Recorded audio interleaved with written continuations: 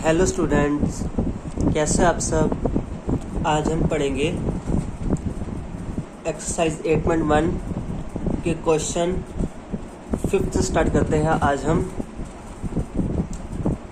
तो चलो 5th question क्या है कि इफ़ सेकेंड थीटा, अगर सेकेंड थीटा 13/2 है तो हमने कैलकुलेट करना है other trigonometric ratios.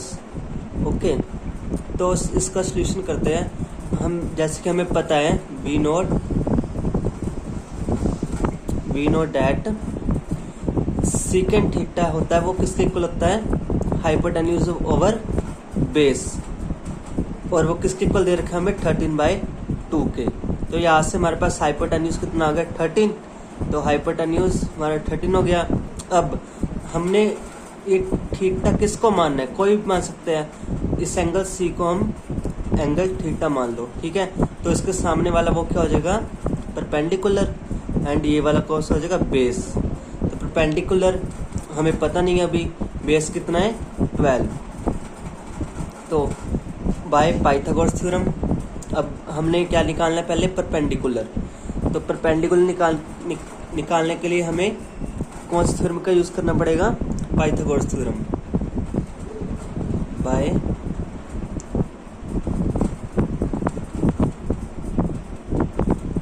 Pythagoras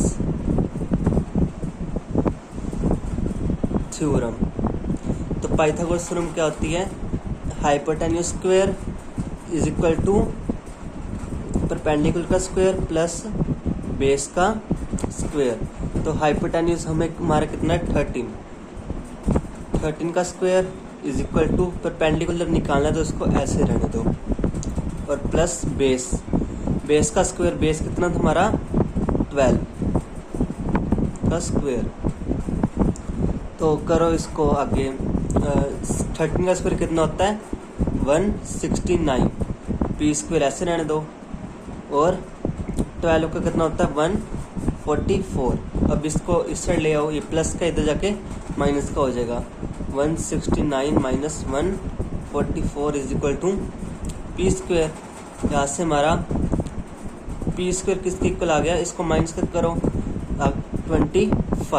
okay, 9 में से 4 गया 5, एंड 6 में से 4 गए 2, और 1 से 1 गया 0। ओके, मतलब 25। तो 25 का अंडर रूट किसके इक्वल होता है,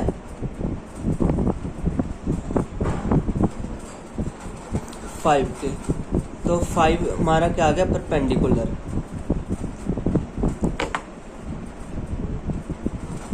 ओके, तो हमने अब निकालनी है बाकी सारी टी रेशियोज। तो सबसे पहले करते हैं साइन थीटा। साइन थीटा क्या होता है, परपेंडिकुलर अपॉन हाइपोटेन्यूज। तो परपेंडिकुलर हमने कितना निकाला अभी 5, और हाइपोटेन्यूज कितना था 13। ऐसे ही कोस थीटा क्या होगा, बेस अपॉन हाइपोटेन्यूज। बेस हमारा कितना दे रखा है 12, और हाइपोटेन्यूज 13, 12/13। ऐसे ही आगे tan थीटा क्या होता है, परपेंडिकुलर ओवर बेस। परपेंडिकुलर कितना है 5, बेस कितना है 12। आगे कोट थीटा क्या होता है, बेस अपॉन परपेंडिकुलर, या फिर टेंजेंट का ऑपोजिट। तो इसे 5/12 है, तो 12/5 हो जाएगा। ओके, उसके बाद सीकेंट थीटा हमें क्वेश्चन में दे ही रखा है, तो वो निकालने की जरूरत नहीं। इसके बाद कोसेकेंट थीटा क्या होता है, हाइपोटेन्यूज ओवर परपेंडिकुलर। ये कोसेकेंट थीटा किसका ऑपोजिट होता है, साइन का। तो हम इसका ऑपोजिट लिख सकते हैं, तो क्या हो जाएगा 13/5, या फिर हाइपोटेन्यूज कितना है हमारा 13, एंड परपेंडिकुलर कितना है 5 अभी निकाला था हमने। ओके। ओके, या तो यहाँ से P कितना आ जाएगा 5।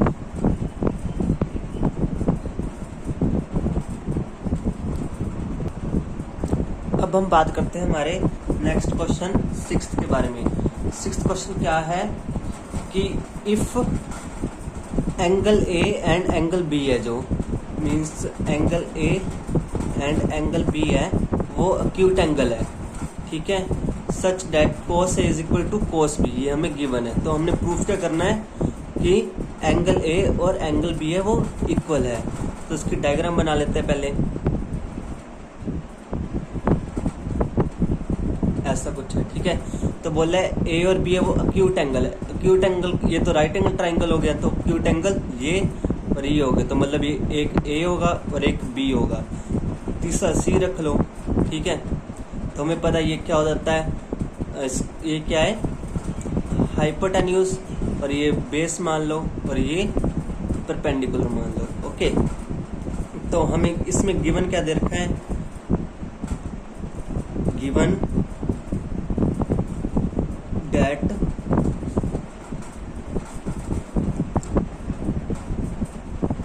cos A is equal to cos B।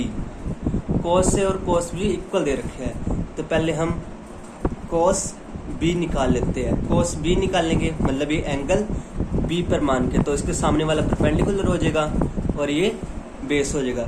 cos हमारे पास क्या होता है, बेस अपॉन हाइपोटेन्यूज, और अब इसमें बेस कितना है BC, तो BC अपॉन AB, और हाइपोटेन्यूज AB था, है ना। तो ऐसे ही सेम cos A निकाल लो।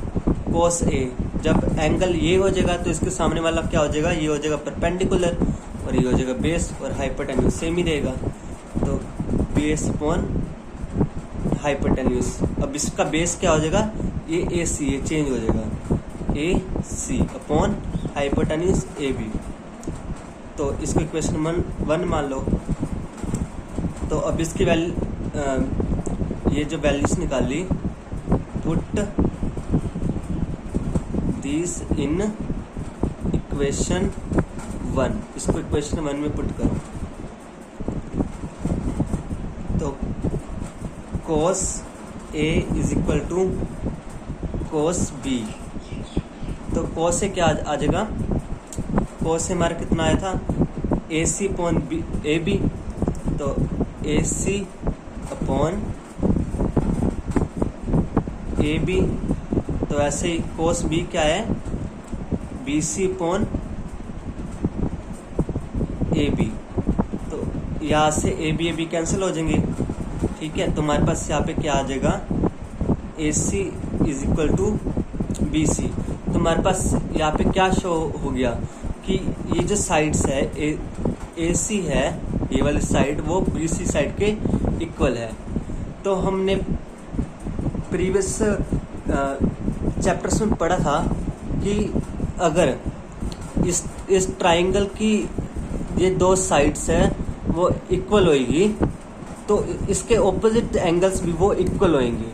मतलब कि अगर हमारे ये वाली साइड और ये वाली साइड इक्वल है, तो ये जो एंगल होंगे, मतलब इससे ऑपोजिट एंगल ये और इससे ऑपोजिट एंगल ये भी इक्वल होंगे, okay.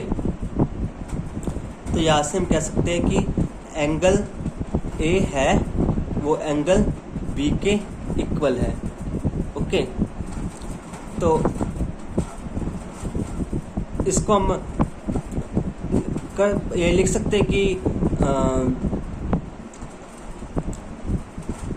if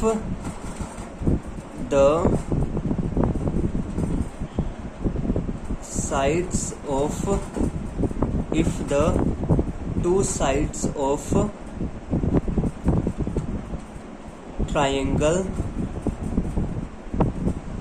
are same, then their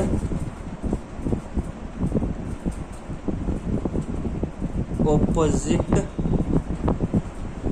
angles are also same, okay. यहाँ पे थोड़ी जगह कम है तो सेम, ओके। आप ये रीज़न दे सकते हैं इसमें। ओके, चलो इसके बाद हम बात करते हैं नेक्स्ट क्वेश्चन के बारे में। तो गाइज ये हमारा क्वेश्चन नंबर 7।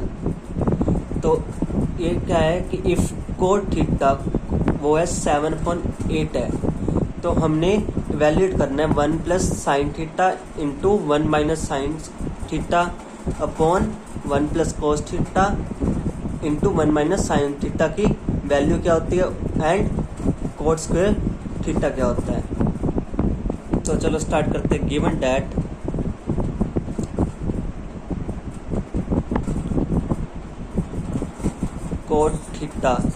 कोट थीटा में कितना गिवन है 7/8, और हमें पता है कोट थीटा की वैल्यू किसकी इक्वल होती है, क्या होती है cot theta base upon perpendicular. Okay, तो देखो ट्राइंगल बनाओ पहले इसका। तो ये मान लो थीटा कोई मान सकते हो आप, ठीक है। इसका ये परपेंडिकुलर मान लो, ये बेस मान लो, ये रख लो कि आपका क्या है ए बी सी, तो ये हाइपोटेन्यूज है। ओके, तो इसमें बेस कितना आ गया 7, तो और परपेंडिकुलर कितना आ गया 8। ओके,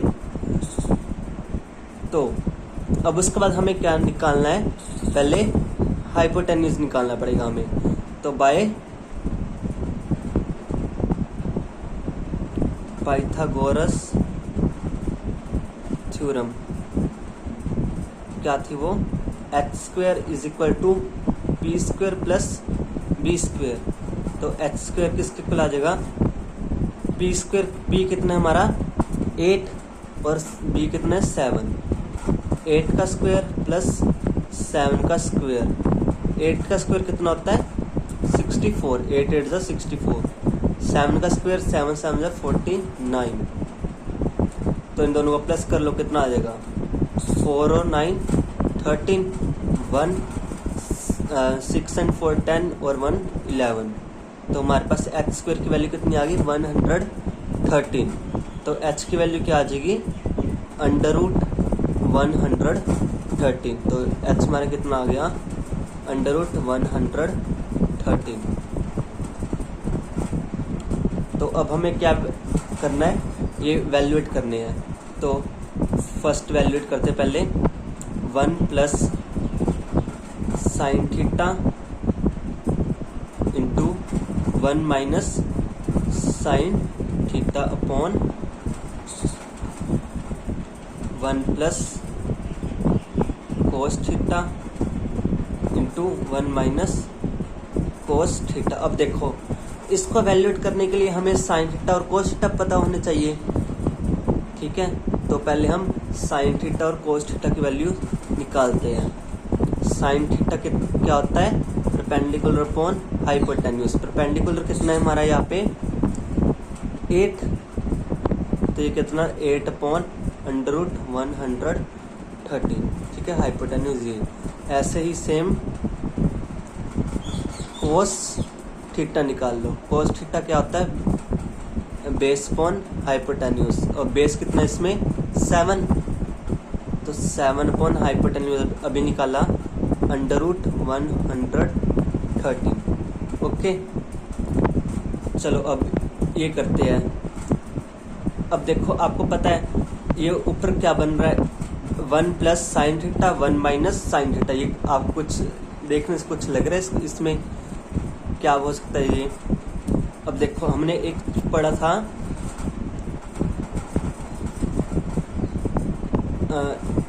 a प्लस बी, एक फॉर्मूला पढ़ा था into a minus B.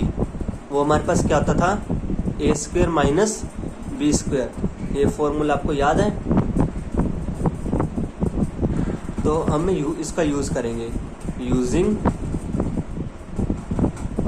This. तो इसका यूज करो इसमें। तो हमारे पास ऊपर क्या है a क्या है 1 है और साइन क्या है b है। तो a plus B into a minus बन रहा है। तो हम इसको क्या लिख सकते हैं 1 का स्क्वायर, a का स्क्वायर मतलब 1 का स्क्वायर और माइनस माइनस बी का स्क्वायर मतलब साइन स्क्वायर, साइन का स्क्वायर, साइन स्क्वायर थीटा। ऐसे ही सेम ही नीचे बन रहा है 1 plus cos theta into 1 minus cos theta. तो ये भी 1 का square minus cos square theta. Okay, तो अब हमने साइन थीटा और कोस थीटा की वैल्यू निकाली थी, वो पुट कर दो। 1 का स्क्वायर 1 नहीं होता, माइनस साइन थीटा वो कितना था 8/√113 का स्क्वायर, क्योंकि इसका स्क्वायर है ना तो इसका भी स्क्वायर करना पड़ेगा। तो ऐसी सेम नीचे 1 माइनस कोस थीटा की वैल्यू क्या थी 7/√113 का स्क्वायर। तो इसका स्क्वायर करो 1 एज इट इज 1 माइनस 8 का स्क्वायर कितना होता है 64। अगर हम इसका स्क्वायर करेंगे इसका अंडर हट जाएगा तो 113 ही रह जाएगा।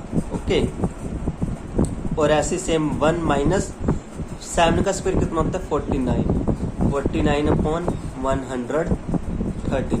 वही सिमिलर। अब इनका एलसीएम ले लो, एलसीएम लेना आता है ना सबको। तो ये क्या आ जाएगा, अब यहाँ पे 1 है, 1 इंटू 113, तो ये टोटली 113 आ जाएगा। मतलब नीचे वाले को मल्टीप्लाई कर देते हैं और इसको इससे मल्टीप्लाई कर देते हैं 113, और माइनस है प्लस है प्लस, माइनस है माइनस माइनस, और अब इसको इसको मल्टीप्लाई कर दो तो क्या आ जाएगा ये 64।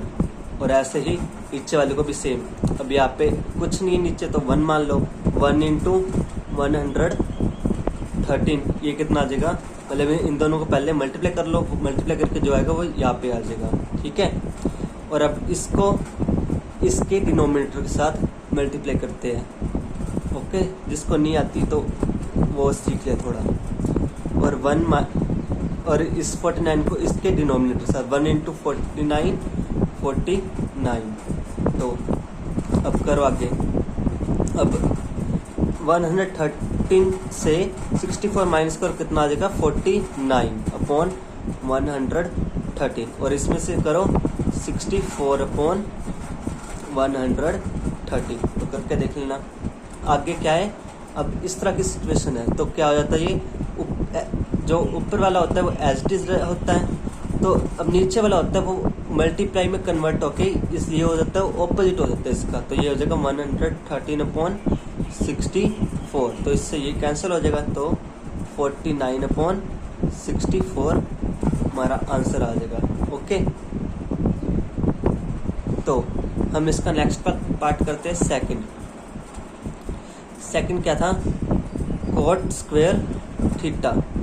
अब कोट स्क्वायर थीटा हमें क्वेश्चन में ही दे रखा था कि कोट थीटा क्या होता है 7/8। तो यहाँ से ले इसकी वैल्यू उठा लो। कोट थीटा क्या था 7/8 का स्क्वायर, तो ये किसके ऊपर आ जाएगा, 7 का स्क्वायर क्या होता है 49 और 8 का स्क्वायर 64। ये हमारा आंसर हो गया। आज के लिए इतना ही रखते हैं, and thank you and have a nice day.